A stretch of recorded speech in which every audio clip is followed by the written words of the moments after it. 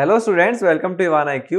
Last class में अपन life process chapter पढ़ रहे थे और अपन ने सर्कुलेशन इन प्लांट्स देखा था कि सर्कुलेशन प्लांट्स में कैसे होता था। वो मेनली टू पार्ट्स में डिवाइड हो गया था कि वाटर और मिनरल्स का ट्रांसपोर्टेशन जाइलम करता था और फूड का ट्रांसपोर्टेशन फ्लोएम करता था। अपन ने जाइलम का पूरा फंक्शन देख लिया था कि ट्रांसपिरेशन प्रोसेस के थ्रू होता था, ऑस्मोटिक प्रेशर होता था रूट हेयर के अंदर, और इनके मतलब मेन दो प्रोसेस की हेल्प से पूरा वाटर ट्रांसपोर्ट हो जाता था इजीली। और फिर अपन देखना स्टार्ट कर रहे थे फ्लोएम का कि फ्लोएम की वर्किंग कैसे होती है और ये सब। ठीक है, तो अपन आज करेंगे सिर्फ फ्लोएम का ट्रांसपोर्टेशन कि ट्रांसपोर्टेशन इन फ्लोएम कैसे होता होगा और फूड का ट्रांसपोर्टेशन कैसा होता है। ठीक है, तो जो फूड का ट्रांसपोर्टेशन होता है ना फ्लोएम की हेल्प से प्लांट्स में, उस चीज को बोलते हैं ट्रांसलोकेशन। ठीक है, तो उसको एक बार डिफाइन कर देते हैं।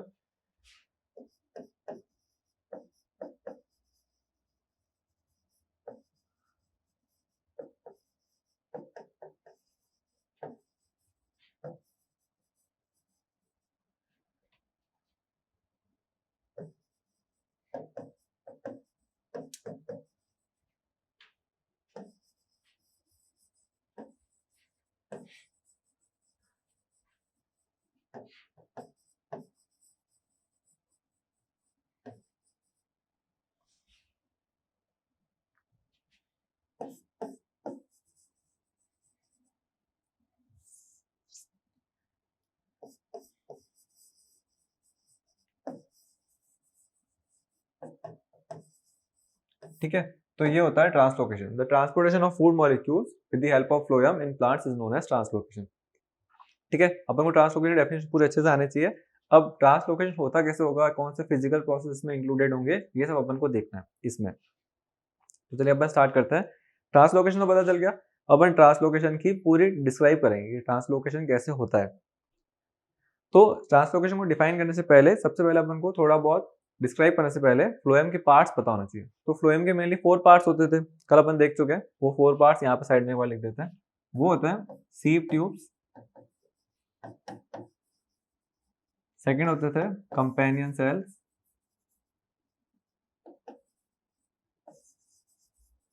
ठीक है, थर्ड होते थे फ्लोएम पैरेन्काइमा,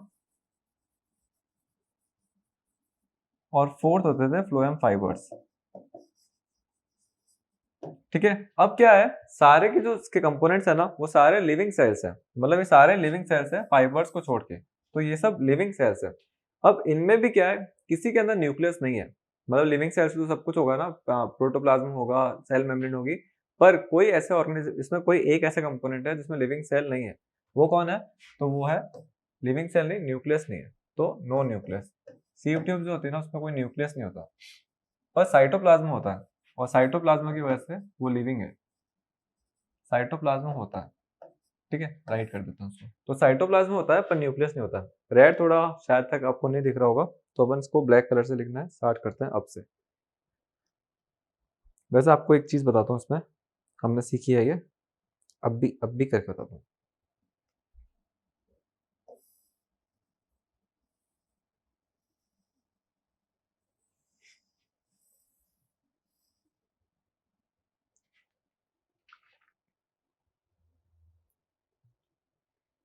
देखा, कलर चेंज हो गया। ठीक है, तो ये होते थे मेन मेन पार्ट्स अपन के, सीव ट्यूब्स, और ये साइकम्पेनियन सेल्स, पैरेन्काइमा और फाइबर्स। और अपन को इसमें मेनली देखना है कि सीव ट्यूब्स और कंपेनियन सेल्स कैसे वर्क करते होंगे, क्योंकि मेनली ट्रांसलोकेशन में कौन हेल्प कर रहा है, तो वो है सीव ट्यूब्स और कंपेनियन सेल्स। तो अपन देखते हैं कैसे ट्रांसपोर्टेशन होता होगा। तो ये अपन की सीव ट्यूब्स है, ऐसे सीव ट्यूब्स, ये अपन की सीव ट्यूब्स।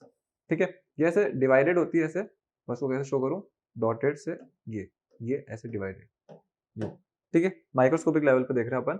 और यहाँ पे हल्का सा साइटोप्लाज्म होता है, ये साइटोप्लाज्म ऐसे, ठीक है, थोड़ा साइटोप्लाज्म होता है क्योंकि लिविंग है ये। अब क्या बोल रहे हैं अपन, ये अपन की सी ट्यूब से मतलब फ्लोएम का पार्ट है। यहाँ पे अपन का फोटोसिंथेसिस वाला सेल है। ठीक है, तो इसका मतलब ये मान लेते हैं कि लीफ का सेल है, कोई लीफ का सेल है ये। तो ये सेल है जहाँ पे फोटोसिंथेसिस हुआ है। फोटोसिंथेसिस हुआ होगा तो क्या होगा, फूड प्रिपेयर हुआ होगा, और फूड बनता है ना प्लांट्स में, तो वो किसकी फॉर्म में ट्रांसपोर्ट होता है, तो स्टार्च की फॉर्म में ट्रांसपोर्ट होता है। तो यहाँ पे पड़ा बहुत सारे स्टार्च के मॉलिक्यूल्स। ठीक है, तो ये पड़े स्टार्च के मॉलिक्यूल्स। और एक और सेल है जो नीचे लाई करा, वहां पे इसको ट्रांसपोर्ट करवाना, मतलब इस सेल को जरूरत है स्टार्च की। तो स्टार्च तो डिफ्यूज होगा नहीं कि यहाँ से डिफ्यूज होते होते यहाँ तक आ जाए, तो ये तो पॉसिबल नहीं है। तो उसको प्रॉपर एक स्पेस चाहिए ट्रांसपोर्टेशन के लिए, है ना। तो डिफ्यूजन इसके लिए हेल्पफुल नहीं है, डिफ्यूजन इसमें पॉसिबल भी नहीं है, क्योंकि डिफ्यूजन जो होता है स्मॉलर मॉलिक्यूल्स के लिए होता है, ये बहुत लार्जर मॉलिक्यूल है, तो ये डायरेक्टली डिफ्यूजन नहीं हो सकता था। तो अपन इसको इसमें पहले डालेंगे और फिर इसको यहाँ पे ले आएंगे और फिर यहाँ से इसको अनलोड करेंगे। तो पहला होता है लोडिंग और फिर यहाँ आने के बाद में ये अनलोडिंग हो जाएगा पाइप के थ्रू। पर ये सब पूरा प्रोसेस होगा कैसे, अपने आप ट्रांसपोर्टेशन पॉसिबल भी है कि नहीं है, तो इसमें पूरी साइंस है, ठीक है, पूरी फिजिक्स है एक तरीके से। तो उसमें बहुत बड़ा इंपॉर्टेंट टर्म आता है ऑस्मोटिक प्रेशर।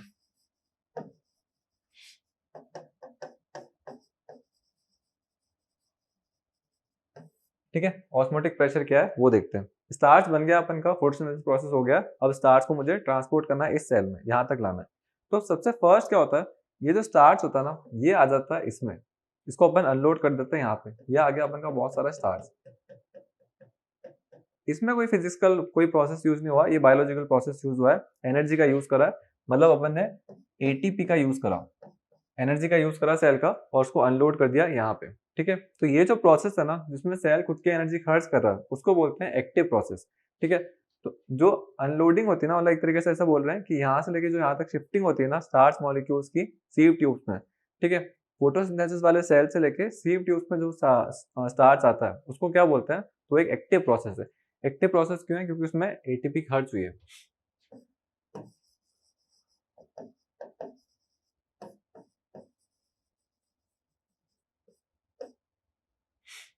ठीक है, तो ये आ गया अपन का इसमें, अभी तक ये एक्टिव प्रोसेस चल रहा है। अब फ्लोएम के होंगे तो उसमें थोड़ा बहुत वाटर भी तो होगा, तो यहाँ पे कंटिन्यूस वाटर है पर कम है, मतलब थोड़ा वाटर है। फ्लोएम के जस्ट पास में एक और वास्कुलर बंडल है जो है जाइलम। ठीक है, ये अपन का जाइलम, इसको लिख देते हैं जाइलम, ये जाइलम। और ये अपने फ्लोएम की सीव ट्यूब्स है, ये तो सीव ट्यूब है। अब क्या होगा, जाइलम में बहुत सारा वाटर घूम रहा है, ये वाटर है पूरा।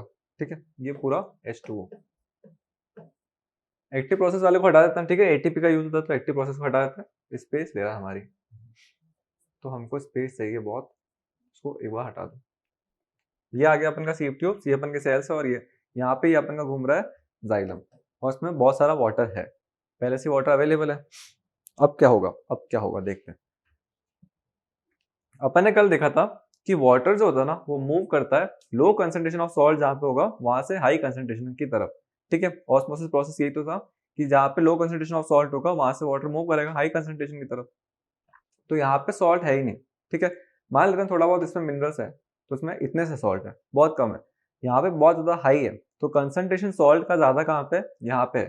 तो नेचर क्या जाएगी, कंसंट्रेशन इक्वल हो जाए, और कंसंट्रेशन इक्वल हो जाए उसकी वजह से क्या हुआ, एक ऑस्मोसिस प्रोसेस होगा यहाँ पे। ऑस्मोसिस क्यों, मतलब वाटर का ट्रांसपोर्टेशन होगा। और अपन ने कल देखा था पूरा कि वाटर का ट्रांसपोर्ट कैसे होता है ऑस्मोसिस में, है ना।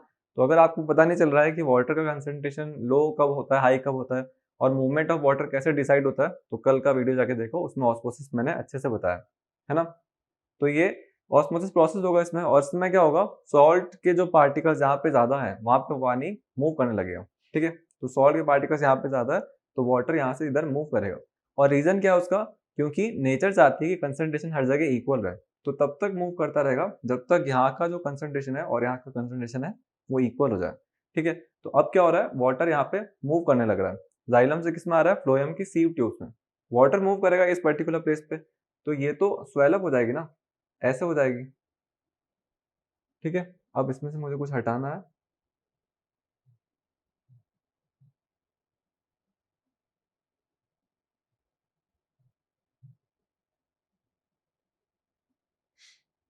ठीक है, अब ये हो चुकी है स्वेल अप, और यहाँ पे आ गया है बहुत सारा पानी। अभी भी इसमें साइटोप्लाज्म है थोड़ा सा, ये पड़ा इसका साइटोप्लाज्म, ये तो स्वेल अप हो गई है, तो ये बल्जिंग हो गई है। बल्जिंग हो गई तो इसका प्रेशर इतना ज्यादा बढ़ गया होगा ना इसकी वॉल्स के क्रॉस, तो ये अभी कहाँ पे आ गई है, हाई प्रेशर पे आ गई है। तो अब वाटर कहाँ मूव करेगा, जहाँ पे लो प्रेशर हो। जैसा अपन ऐसे बोल रहे हैं ना कि इतनी स्वेल अप हो गई है, तो जैसे इसको प्रेस करेंगे और ज्यादा प्रेशर क्रिएट करेंगे, तो ये वाटर आगे या ऊपर जाने की कोशिश करेगा ना, तो ये उस जगह जाएगा जहाँ पे प्रेशर लो हो। ठीक है, तो मान लेते हैं कि यहाँ पे प्रेशर जो था वो लो था। ठीक है, तो ये यहाँ पे बल्जिंग आके वाटर का फ्लो होना स्टार्ट होगा। अब वाटर का फ्लो होना स्टार्ट हुआ बल्जिंग की वजह से, ठीक है, क्योंकि हाई प्रेशर हो गया था ना बल्जिंग की वजह से, तो ये बल्ज आके आगे आगे बढ़े जा रहा है। तो उसकी वजह से क्या हुआ, सुक्रोज अब जो है वो यहाँ आ गया, क्योंकि मूवमेंट स्टार्ट हो गई ना, जैसे ही बल्ज बनेगा तो वाटर फ्लो होना स्टार्ट होगा, वाटर फ्लो होगा तो सुक्रोज फ्लो होगा, और फ्लो हुआ तो सुक्रोज यहाँ आ गया। अब यहाँ से वापस इसको कर लेंगे अनलोड, इसकी यहाँ पे जरूरत है ना, तो अब ये आ गए यहाँ पे। तो ये पूरा होता है फ्लोएम का प्रोसेस। फ्लोएम में कैसे प्रोसीजर हो रहा है, सबसे पहले क्या होता है, एक अपन ऑस्मोसिस वाला प्रोसेस होता है। ऑस्मोसिस मतलब अपन सॉल्ट्स का कंसंट्रेशन इंक्रीज डिक्रीज करते हैं। कैसे करते हैं, जैसे ही सुक्रोज की यहाँ पे एंट्री होती है, सॉल्ट का कंसंट्रेशन इंक्रीज डिक्रीज अपने आप चेंज हो गया, और उसकी वजह से वाटर फ्लो कर लेता है जाइलम में से सीव ट्यूब में। ठीक है, उसकी वजह से बल्ज क्रिएट होता है, हाई प्रेशर पे आ जाता है, और हाई प्रेशर पे जो वाटर होता है वो फ्लो करता है टूवर्ड्स लो प्रेशर, और उसकी वजह से लो प्रेशर पे आया, लो प्रेशर पे आया, यहाँ तक आया, फिर अपन ने सुक्रोज की कर ली अनलोडिंग। ठीक है, वापस से एक्टिव प्रोसेस। तो ये यहाँ पे आ गया सुक्रोज, यहाँ पे पूरा आ गया, और यहीं पे इसकी जरूरत थी। ठीक है, अब ये सुक्रोज यहाँ चला गया, तो यहाँ पे तो सॉल्ट्स कम हो गए ना, अब तो सॉल्ट्स कम हो गए यहाँ पे, तो यहाँ पे अब सॉल्ट्स है ही नहीं।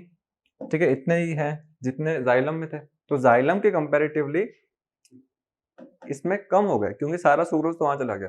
तो अब यहाँ पे लोअर कंसंट्रेशन हो गया सॉल्ट का, और यहाँ पे हो गया हायर। उसकी वजह से क्या होगा, पानी जो भी उन्होंने जाइलम से लिया था बल्ज बनाने के लिए, वो वापस आ जाएगा जाइलम में। ठीक है, तो अब बल्ज हो गया डिक्रीज। तो जैसे जैसे इनको जरूरत होगी ना, जैसे अपन ऐसे बोल रहे हैं कि अब इस सेल को जरूरत है, ठीक है, तो क्या होगा, वापस से लोडिंग होगी। लोडिंग होगी, यहाँ से प्रेशर क्रिएट होगा, जैसे प्रेशर क्रिएट होगा ये नीचे आ जाएगा, और यहाँ से इसकी अनलोडिंग हो जाएगी। ठीक है, तो ये बल्जिंग होती है जाइलम की हेल्प से। तो फ्लोएम जो है ना, वो अपना काम कर पाता है जाइलम की हेल्प से। ठीक है, जाइलम को फ्लोएम की कोई जरूरत नहीं थी, पर फ्लोएम को जरूरत है, क्योंकि जो बल्जिंग क्रिएट हो रही है वो पानी से हो रही है, और वो पानी जो है वो कहाँ से आता है, वो जाइलम के अंदर से आता है ना। तो ये पूरा फिजिकल प्रोसेस इंक्लूडेड होता है ट्रांसलोकेशन में। तो अपन को काफी कुछ समझ आ ही गया होगा ये सब।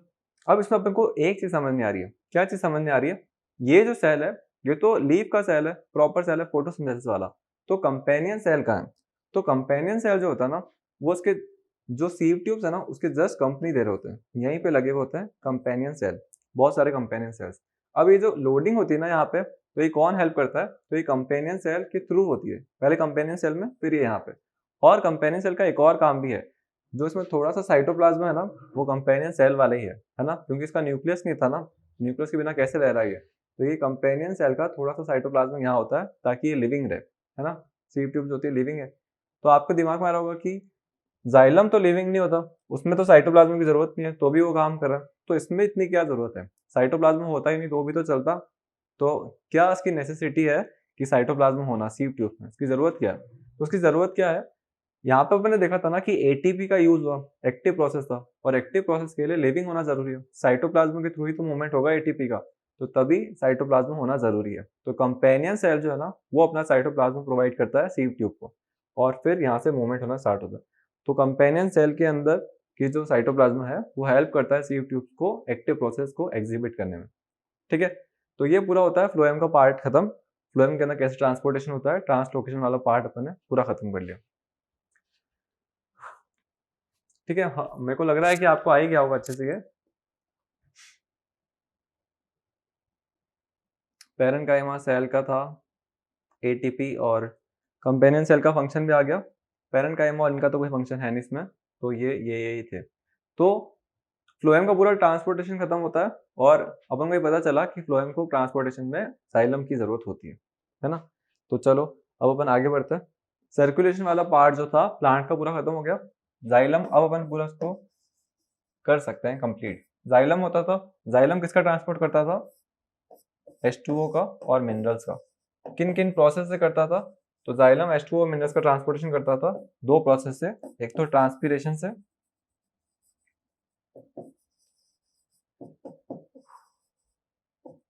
और एक और होता था ऑस्मोटिक प्रेशर, जो रूट हेयर में आता था, है ना, ऑस्मोटिक प्रेशर। फिर अपन ने देखा कि फ्लोएम भी पार्टिसिपेट कर रहा है, और फ्लोएम क्या करता था, फ्लोएम करता था फूड का ट्रांसपोर्टेशन। ठीक है, जो भी फूड बनता था फोटोसिंथेसिस से, और वो ट्रांसपोर्ट कैसे करता है, तो वो करता है, उस प्रोसेस को बोलते हैं ट्रांसलोकेशन। ट्रांसलोकेशन, और ट्रांसलोकेशन जो प्रोसेस है वो कहीं ना कहीं एक्टिव है, एक तो एक्टिव है, और सेकंड क्या यूज करता है, ऑस्मोटिक प्रेशर का ही यूज करता है। और ऑस्मोटिक प्रेशर कौन क्रिएट करवाता है, तो वो करवाता है जाइलम, है ना। तो ये पूरा अपन ने पढ़ लिया ट्रांसपोर्टेशन इन प्लांट्स के बारे में।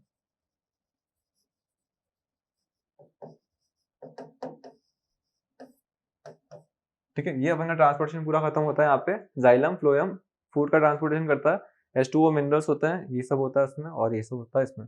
एक और चीज कि फ्लोएम में अगर अपन देखें, जैसे फ्लोएम का ये पार्ट है, ये अपन का सीव ट्यूब्स, ठीक है, यहाँ पे कंपेनियन सेल्स और ये सब है, ये अपन का सेल है और ये यहाँ पे।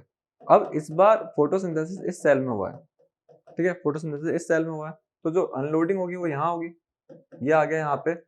अब मूवमेंट चाहिए ऊपर की तरफ, तो ऊपर की तरफ मूवमेंट कैसे होगा, तो वही प्रोसेस, यहाँ पे जाइलम होगा, ये क्या सोचेगा कि यहाँ पे हायर कंसंट्रेशन है सॉल्ट का, तो वाटर दो ताकि इक्वल हो जाए, और उसकी वजह से यहाँ पे बल्ज बन जाएगा, बल्ज बन जाएगा, तो अब ये मूवमेंट जो होगी ये ऊपर भी हो सकती है, डिपेंड करेगा जहाँ पे लो प्रेशर है। तो ऐसा नहीं कि जो लोडिंग या फिर ऐसा बोलते हैं जो बल्ज होगा वो नीचे की तरफ ही जाएगा, वो कहीं पे भी जा सकता है, ऊपर भी जा सकता है और नीचे भी जा सकता है।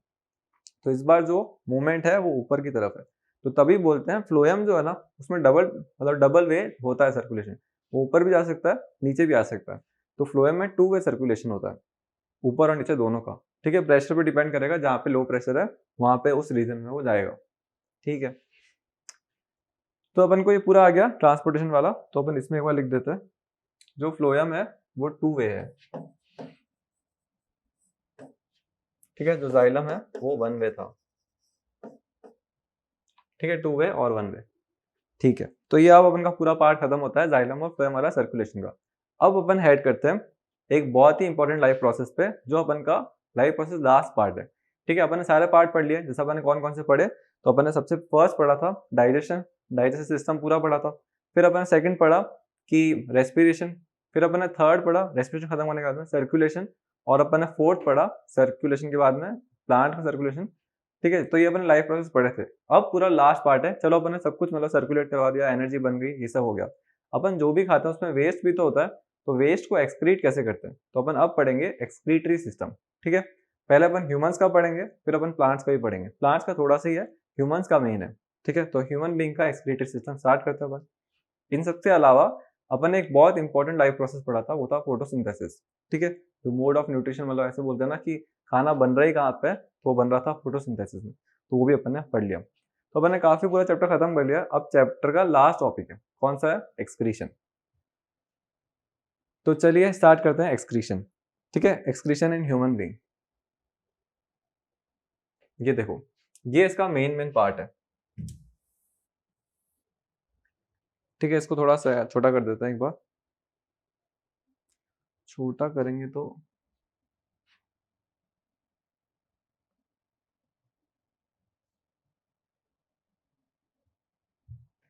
ये होता है ह्यूमन एक्सक्रीटरी सिस्टम, ठीक है। अपन ह्यूमन का ही पढ़ रहे हैं, एक बार इसको लिख देते हैं, ह्यूमन एक्सक्रीटरी,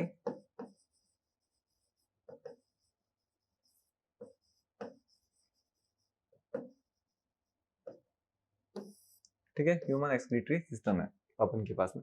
अब ह्यूमन एक्सक्रीटरी सिस्टम का काम क्या होता है, तो अपन जो भी खाना खाता है ना उसमें बहुत सारे नाइट्रोजिनस वेस्ट होता है, मतलब अपन जो भी खाना खाता है उसमें बहुत सारा अमोनिया होता है, अमीनो एसिड होते हैं, जो अपन मेटाबॉलिकली उसको डाइजेस्ट नहीं कर पा रहे हैं, तो उसको एक्सक्रीट करना चाहिए क्योंकि वो टॉक्सिक होते हैं।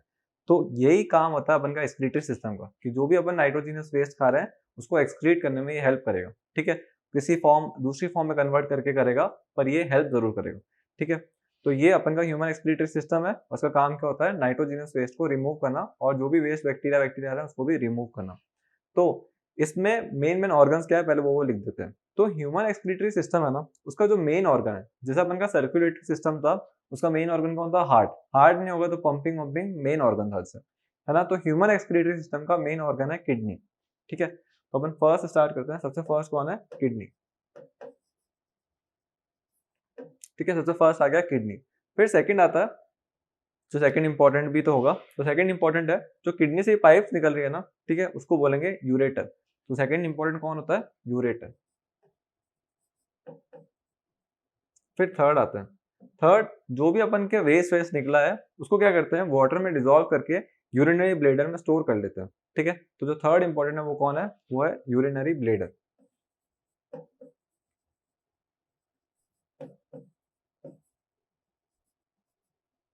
ठीक है। और यूरिनरी ब्लेडर जो होता है उसके लास्ट में एक ओपनिंग होती है, ठीक है। ये जो ओपनिंग होती है इसको बोलते हैं यूरेथ्रा, ठीक है। तो यूरेथ्रा होता है ओपनिंग वाला पार्ट, ये, तो इसको बोल देंगे यूरेथ्रा। तो मेन अपन को ये लेबल करना है, कभी भी एक्सक्रीटरी सिस्टम बनाएंगे ना तो अपन को ये पार्ट्स को अच्छे से लेबल करना है, कौन कौन से? किडनी, यूरेटर, यूरिनरी ब्लैडर और यूरेथ्रा। ठीक है, अपन आगे जब अगली क्लास में पढ़ेंगे तो अपन ये भी पढ़ेंगे कि किडनी के अंदर और यूनिट्स होती है, सब डिवाइडेड यूनिट्स होती है जो उसकी फंक्शनल यूनिट है, और फंक्शनल यूनिट का नाम होता है नेफ्रॉन, है ना। तो अपन अगली क्लास में नेफ्रॉन का स्ट्रक्चर देखेंगे कि नेफ्रॉन का स्ट्रक्चर क्या होता है और नेफ्रॉन कैसे फंक्शन करता है। ठीक है, एक तो नेफ्रॉन वाला। और अपन आज क्या करेंगे, तो आज अपन देख लेंगे ह्यूमन एक्सक्रीटरी सिस्टम के मेन क्या क्या होता है, कैसे कैसे फंक्शन करता है, क्या क्या कौन कौन फंक्शन करता है। जैसे किडनी का काम क्या है, और यूरेटर का काम क्या है, यूरिनरी ब्लैडर का काम क्या है, और यूरेथ्रा का काम क्या है। ठीक है, तो अपन को यूरेथ्रा और ये सब पता चल गया। आपको दिख रहा होगा क्या क्या है, ये देखो, दो किडनी होती है अपन के अंदर, ठीक है, एब्डोमिनल पार्ट में और अपन की बैकबोन के जस्ट साइड में। ठीक है, तो ये अपन की किडनी आ गई, दो दो किडनी होती है, इस कलर की होती है वो। दो किडनी से कनेक्टेड होती है पाइप, जहां से यूरिन जो होता है ना, यूरिन जो होता है वो स्टोर हो जाता है कहाँ पे, यूरिनरी ब्लेडर में। यूरिनरी ब्लेडर क्या है, एक मस्कुलर स्ट्रक्चर है जिसमें नर्वस सिस्टम भी काम करता है। जैसे जो भी स्टोरेज हो रहा होता है उसमें नर्वस सिस्टम काफी हेल्पफुल होता है, क्योंकि अपन इसको कंट्रोल कर सकते हैं। ठीक है, तो ये नर्वस सिस्टम स्टोरेज वाला। फिर यहाँ पे आपको ब्लू और रेड कलर की पाइप दिख रही होगी। ठीक है, तो जो रेड कलर की वाली पाइप है ना, वो ला रही है रेनल आर्टरी। रेनल आर्टरी मतलब ऑक्सीजनेटेड ब्लड। ठीक है, तो रेनल आर्टरी लाती है ऑक्सीजनेटेड ब्लड। जो भी मतलब ऐसा होता है ना कि आर्टरीज और वेन्स जब किडनी से कनेक्टेड होगी ना, तो आप समझ जाना उसका नाम हो जाएगा रेनल। ठीक है, RENAL मतलब वो चीज किससे रिलेटेड है, किडनी से। ठीक है, इसको मैं डायरेक्टली आर्टरी भी बोल सकता था, पर रेनल क्यों बोल रहे हैं, क्योंकि किडनी से कनेक्टेड है। तो ये आ गया रेनल आर्टरी, और जो ब्लू वाली है वो कौन सी है, रेनल वेन। तो इसका मतलब क्या है, ये आया अपन के पास में ऑक्सीजनेटेड ब्लड। ऑक्सीजनेटेड ब्लड के साथ में बहुत सारे आया मतलब वेस्ट प्रोडक्ट्स भी, जैसे अमोनिया हो गया, यूरिया हो गया, ये सब आ रहा है। तो ये सब आएगा अपन की किडनी में। किडनी इसको सेपरेट आउट कर देगी, उन सब कचरों को हटा के कहाँ पे ले जाएगी, तो वो ले जाएगी यूरेटर की हेल्प से यूरिनरी ब्लेडर में। पूरा ब्लड फिल्टर आउट जाएगा तो किस में चला जाएगा, ब्लू में। ब्लू चला जाएगा, ब्लू में क्या हो गया, अब वो ब्लड जो है वो फिल्ट्रेट है, पूरा फिल्टर आउट हो गया है। ब्लू में उसने ऑक्सीजन का भी यूज कर लिया। ठीक है, किडनी को भी तो मतलब रेस्पिरेशन करना है ना, तो ऑक्सीजन का उसने यूज कर लिया। फिर ये ब्लू में चला गया, ब्लू चला जाएगा हार्ट में, और हार्ट से अब क्या होगा, अब फिल्ट्रेट वाला जो ब्लड है वो पंप आउट होगा। तो ये पूरा फंक्शन होता है इसमें अपन के एक्सक्रीटरी सिस्टम का। पर अपन को ये नहीं पता चला कि किडनी के अंदर ऐसा क्या होता है कि पूरा ये सब आउट हो जाता है ना। तो अपन एक्सक्रीशन जो होता है ना ह्यूमन ऑर्गेनिज्म में, जो भी ह्यूमन ऑर्गेनिज्म होता है उसके 4 स्टेप होते हैं। ठीक है, तो अपन उसके 4 स्टेप लिख देते हैं, 4 स्टेप्स लिख देते हैं। सबसे पहले जो अपन जो भी खाना खा रहे होते हैं ना, उसमें अमोनिया जो होता है वो काफी टॉक्सिक होता है। सबसे ज्यादा टॉक्सिक जो होता है वो अमोनिया होता है। अपन उसको नहीं डाइजेस्ट कर सकते। जो भी अपन खाना खाता है उसमें नाइट्रोजन आता है, और नाइट्रोजन के अंदर ही अंदर कहीं ना कहीं बॉन्डिंग हो जाती है, अमोनिया बना देते हैं, अमोनिया बन जाता है, मतलब अमोनिया होता है NH3। ये बहुत ज्यादा टॉक्सिक है, ये अपन की बॉडी डाइजेस्ट नहीं कर पा रही है, इसको हटाना ही है। तो अमोनिया इतना टॉक्सिक है ना, तो यूरिया जो अपन की जो किडनी है वो भी उसको अच्छे से मतलब सही नहीं कर सकती। मतलब जो अपन की किडनी है ना, वो भी अमोनिया को हटा नहीं सकती, फिल्ट्रेट आउट नहीं कर सकती। तो अमोनिया जाता है सबसे पहले लीवर में। ठीक है, लीवर में। लीवर से क्या होता है, लीवर से ही ज्यादा हो जाता है लेस टॉक्सिक। अब ये बन गया लेस टॉक्सिक, और किस में कन्वर्ट हो जाता है ये, यूरिया में। ठीक है, ये यूरिया में कन्वर्ट हो गया। अब अपन की किडनी यूरिया को हटा सकती है। तो अपन का कहीं ना कहीं एक्सक्रीशन में लीवर भी हेल्पफुल है ना, क्योंकि लीवर नहीं होता तो अमोनिया को तो किडनी हटा नहीं पाती। तो ऐसा बोलना चाहिए कि एक्सक्रीटरी सिस्टम में लीवर को भी रोल मिलना चाहिए था, पर अभी अपन ने नहीं दिया, कोई बात नहीं। ठीक है, तो अमोनिया बहुत ज्यादा टॉक्सिक है, उसको लेस टॉक्सिक कौन बनाता है, लीवर। और लीवर उसको लेस टॉक्सिक बना देता है किसमें, यूरिया में। तो ये अपन को पता होना चाहिए कि अमोनिया किसमें कन्वर्ट हो जाता है, यूरिया में। ऐसा नहीं कि एक ही स्टेप है, ऐसे बहुत सारे स्टेप है। तो मेनली अपन को इतना पता होना चाहिए कि where does the conversion of ammonia into urea takes place, तो उसका आंसर होगा लीवर में। ठीक है, लीवर के अंदर ये पूरा कन्वर्जन होता है। ठीक है, यूरिया लेस टॉक्सिक होता है और वाटर में सॉल्युबल भी होता है। तो अपन ऐसा लिख देते हैं, it is also soluble in water. ठीक है, it is also soluble in water. थोड़ा सा गंदा आ गया।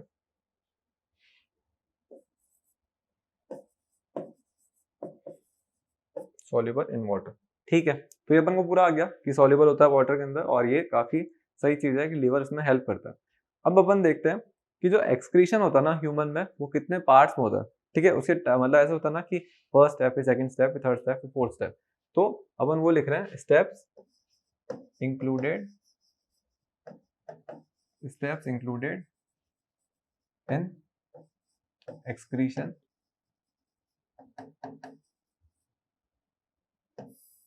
ठीक है, इन ह्यूमन बीइंग है उसको नहीं लिख रहा, ह्यूमन बीइंग की बात चल ही रही, सबको पता ही है। तो फर्स्ट क्या होता है, अपन की बॉडी में जो भी यूरिया आता है ना और जो भी वेस्ट प्रोडक्ट्स हैं वो फिल्ट्रेट हो जाते हैं ब्लड से। ठीक है, सबसे फर्स्ट स्टेप होता है फिल्ट्रेशन।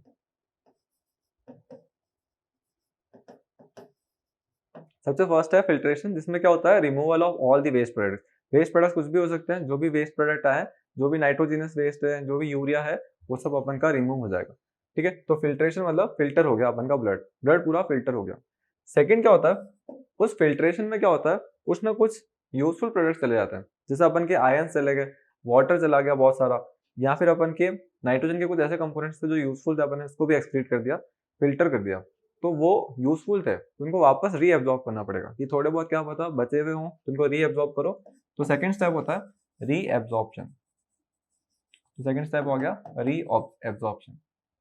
फिर आते हैं अपन थर्ड स्टेप पे। थर्ड स्टेप क्या है, अपन जो भी करते हैं ना, ये फिल्टर करते हैं, रीअब्जॉर्प्शन करते हैं, उसकी वजह से क्या होता है, बहुत सारे अपन का जो पीएच होता है यूरिन का वो बहुत चेंज हो जाता है। सो कभी ना कभी बहुत ज्यादा एसिडिक हो गया है, तो उसको वापस पीएच मेंटेन भी करवाना पड़ेगा, है ना। तो पीएच मेंटेन कैसे कराएंगे, अपन उसमें आयन डाल देंगे, एच प्लस की ज्यादा हो गए तो ओ एच माइनस की डालेंगे, और ओ एच माइनस की ज्यादा हो गए तो एच प्लस की डालेंगे, तो ये वापस मेंटेन करवाते हैं पीएच को। तो जो थर्ड स्टेप होता है ना, इसको बोलते हैं अपन सीक्रेट करवाते हैं कुछ ना कुछ आयंस को उसके अपने यूरिन में, तो उस चीज को बोलते हैं सीक्रेशन। सीक्रेशन मेनली क्या होता है, क्यों होता है, तो वो करने के लिए होता है, वो डी आयोनाइज करने के लिए होता है एक तो, और पीएच मेंटेन करने के लिए होता है। ठीक है, पीएच मेंटेन करने के लिए और डी आयोनाइज करने के लिए। फिर फोर्थ होता है, अब सब कुछ हो चुका है, अब कर दो एक्सक्रीट, तो ये हो जाता है फोर्थ एक्सक्रीट। तो ये पूरे मेन में स्टेप्स इंक्लूडेड होते हैं अपन के एक्सक्रीशन प्रोसेस में। सबसे पहले फिल्ट्रेशन, फिर रीएब्जॉर्प्शन, फिर सीक्रेशन और फिर एक्सक्रीशन। ठीक है, तो ये अपन को पूरा पूरा आ गया अच्छे से। अब कभी कभार क्या होता है कि जैसे अपन सिर्फ ऐसा नहीं कि अपन सिर्फ जो यूरिन है उसके थ्रू ही वेस्ट प्रोडक्ट रिमूव कर रहे हैं, कुछ कुछ ऐसे ऑर्गन्स भी है जहाँ पे एक्सक्रीशन में हेल्प हो रहा है, मतलब जैसे वेस्ट प्रोडक्ट्स का रिमूवल में हेल्प हो रहा है। जैसे कभी अपन बहुत हैवी एक्सरसाइज करते हैं तो अपन स्वेट करते हैं, ठीक है, जो पसीना होता है वो भी एक तरीके से वेस्ट प्रोडक्ट ही है। और कभी कभार अपन जो एक्सेल कर रहे हैं, CO2 का जो एक्सेल कर रहे हैं, वो भी तो वेस्ट प्रोडक्ट ही है। तो जो लंग्स है ना, वो भी एक तरीके से एक्सक्रीशन में हेल्प करता है। जो अपन के स्वेट ग्लैंड्स है यहाँ पे जो स्किन पे, वो भी अपन को एक्सक्रीशन में हेल्प करता है। मतलब एक तरीके से जो स्किन है ना, जो स्किन से अपन का स्वेट निकलता है वो भी तो एक्सक्रीशन ही कर रहा है। स्किन के अंदर से जो स्वेट निकलता है उसमें कभी कभार लैक्टिक एसिड होता है और सॉल्ट्स होते हैं, तो ये वेस्ट ही होता है जो अपन एक्सक्रीट कर देता है ना। तो सिर्फ ऐसा नहीं कि सिर्फ किडनी ही है जो एक्सक्रीटिव सिस्टम का मेन ऑर्गन है, एक्सक्रीशन अलग अलग जगह पे अलग अलग तरीके से हो रहा है। बस अपन को मेन हाईलाइट जो है वो किसको देखना है, तो अपन को देखना है किडनी को। बाकी लंग्स भी अपन को हेल्प करते हैं एक्सेल करने में, और जो स्किन है अपन की वो भी जो स्वेट एक्सक्रीट करती है वो भी उसमें ही आ रहा है। अब देखो, जैसे क्या हो रहा है कि अपन यूरिया को वाटर में डिसॉल्व करवा के फिर एक्सक्रीट करवाते हैं। जो भी यूरिन होता है ना, उसमें अपन का मेनली जो मेन कंपोनेंट है वो वाटर ही है, और थोड़ा सा प्रोडक्ट होता है जो यूरिया और ये सब है, वेस्ट है ना। मतलब अपन ऐसा बोल सकते हैं कि 90% वाटर ही होता है यूरिन में जो अपन ने एक्सक्रीट करा है। ठीक है, 90% तो वाटर ही है, बाकी सब जो है वो यूरिया और ये सब है, किसी किसी में मतलब 95% भी है। तो कभी कभार अपन देखते हैं कि जो यूरिन है उसका कलर बहुत ज्यादा येलो है, और कभी कभार अपन देखते हैं कि उसका कलर इतना येलो नहीं है, मतलब वो डिम ही येलो है, मतलब व्हाइट टाइप है। उसका रीजन क्या है, कभी कभार वाटर की रिक्वायरमेंट बॉडी को बहुत ज्यादा है, तो सारा वाटर एब्जॉर्ब कर लेगी, सारा वाटर बॉडी एब्जॉर्ब कर लेगी, तो यूरिन के लिए अवेलेबल वाटर कम हो जाएगा, और उसकी वजह से जो यूरिन होगा वो कंसनट्रेटेड हो जाएगा। कंसनट्रेटेड मतलब वो मतलब उसमें जो यूरिया के पार्टिकल्स हैं वो ज्यादा हो गए, क्योंकि वाटर की अवेलेबिलिटी इतनी नहीं है। तो कि उस केस में वो जो यूरिन होगा वो कंसनट्रेटेड होगा। तो ऐसा कब होता होगा, ऐसा मेनली समर्स के टाइम होता है। वाटर की रिक्वायरमेंट बहुत ज़्यादा होती है क्योंकि इतनी गर्मी होती है, अपन की बॉडी कंटिन्यूसली इवेपोरेट करती रहती है कूलिंग कॉज करने के लिए। तो उस टाइम में जो यूरिन होगा वो कंसनट्रेटेड होगा। उसका रीजन यही होता है कि एब्जॉर्प्शन हो गया। तो जब जब अपन की बॉडी को लगेगा कि वाटर की रिक्वायरमेंट ज़्यादा है, तो बॉडी यूरिन का वाटर एब्जॉर्ब कर लेगी, है ना। फिर सेकेंड होता है, जब बॉडी को लग रहा है इतनी रिक्वायरमेंट है नहीं, वाटर की कोई ज़रूरत नहीं है, तो वो होता है डाइल्यूट। तो यूरिन का कंसंट्रेशन अलग अलग होता है, और अलग अलग कंसंट्रेशन की वजह से कलर अलग अलग होता है ना। तो इसका एक रीजन है, ये डिस्कशन हुआ था एनसीईआरटी में, मैंने बता दिया कि यूरिन का ये होता है, इसके मेन पार्ट्स होते हैं। अब अपन कल पढ़ेंगे कि मेन यूनिट क्या है। चलो अपने एक्सक्रीशन सिस्टम देखते हैं कि मेन यूनिट किडनी है। अब किडनी की भी मेन यूनिट होती है नेफ्रॉन, और नेफ्रॉन ही इन चारों स्टेप को कवर करने में हेल्प करता है ना। तो कल अपन स्ट्रक्चर ऑफ नेफ्रॉन देखेंगे और अपन का चैप्टर कंप्लीट हो गया। उसके बाद में थोड़ा सा बचता है एक्सक्रीशन इन प्लांट्स का। तो structure of nephron, excretion in plants देखेंगे, डायलिसिस क्या होता है ये देखेंगे, और जो प्रीवियस ईयर के क्वेश्चंस आए हुए हैं वो डिस्कस करेंगे। ठीक है, तो अपन का आज का तो हो गया, अभी के लिए बहुत है, और कल अपन को मेन फोकस रखना है नेफ्रॉन पे। ठीक है, स्टेप्स टेस्ट पढ़ लेना जो भी है। ठीक है, अभी के लिए थैंक यू।